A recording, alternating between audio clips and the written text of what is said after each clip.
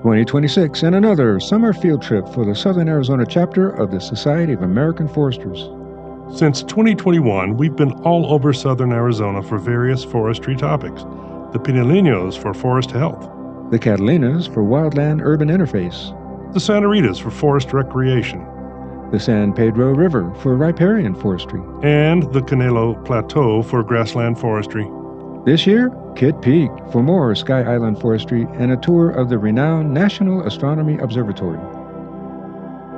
First things first, breakfast at Waffle House and a photo with the sign. By now, we have many Waffle House photos with foresters at the chapter level, the southwestern section, national, and even with international foresters for whom waffles become the thing they remember most about America. The invitation still stands for SAF foresters. Let's meet at Waffle House during your visit to Tucson before heading out to the woods. Kitt Peak is an hour drive southwest of Tucson, passing through classic Sonoran Desert. The turnoff to the top is marked by one of those rare cristate saguaros with a top that appears to be deformed.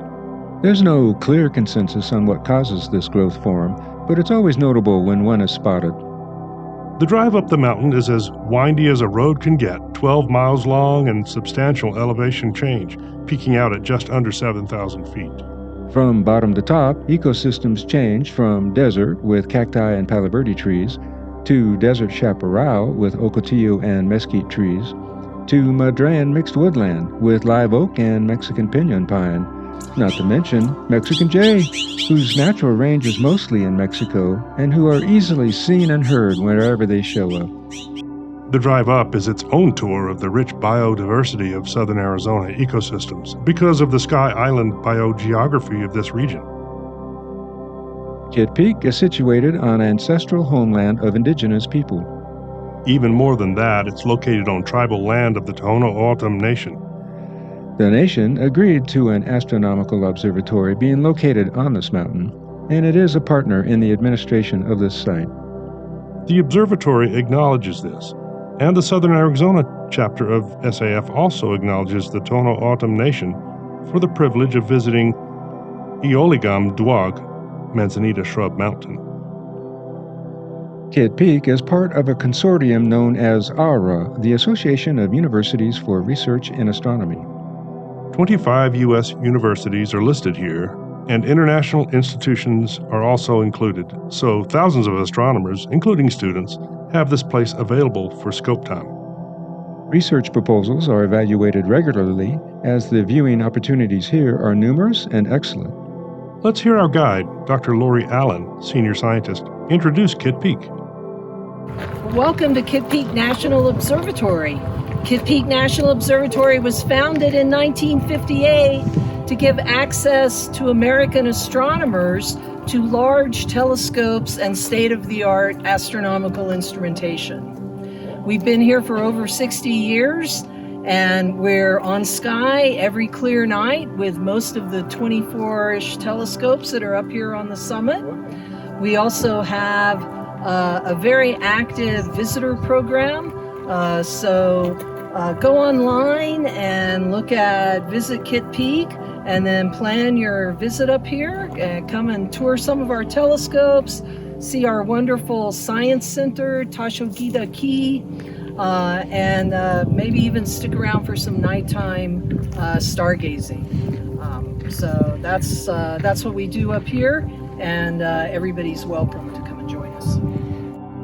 This view shows several telescopes with various sizes and capacities of optics to be able to look near or far, Wide field of view or narrow, and visible light or other parts of the spectrum. you name it in astronomy, it can be done at Kitt Peak. Here's an image of me using the infrared camera. Très chic, Paul. Glasses block the heat emission from eyeballs, so my eyes come out dark in this IR photograph. This telescope is dedicated to solar astronomy, i.e., looking at the sun.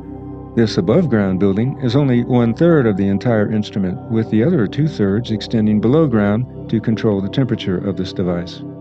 Inside, a real-time image of the sun is projected, so it's easy to keep track of sunspots, for example. Other imagery of the sun is spectacular, projected in 3D onto an orb. And check out Mars and the Moon, projected as if they were right next to us. Wow, incredible. We entered this building, housing a telescope with a lens 4 meters in diameter. Wow. Now, is that why this building is so tall?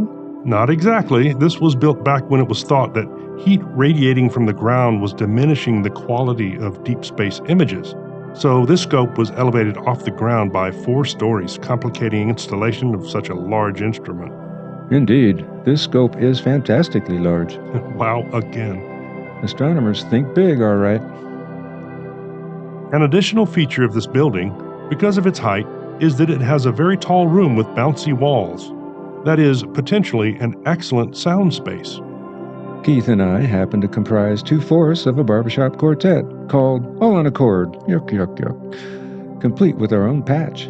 Yep, Paul and his patches. So we sang a short 15-second song to test the acoustics. Here's the lead bass duet of the Away tag. Be sure to catch the reverb at the end. Away, please don't leave me, never go away.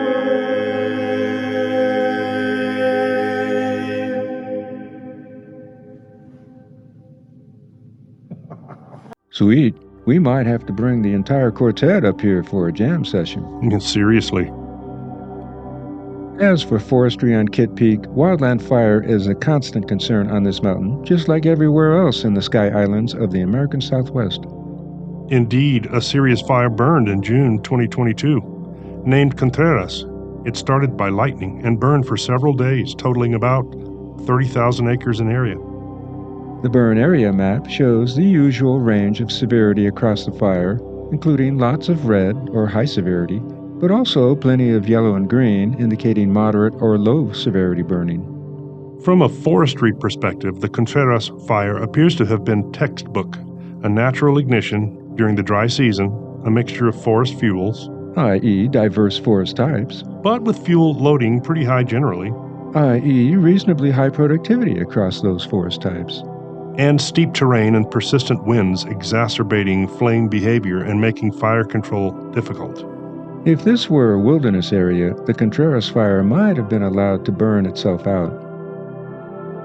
However, Kitt Peak is one of the most expensive wildland-urban interfaces anywhere because of its telescopes and observatory infrastructure.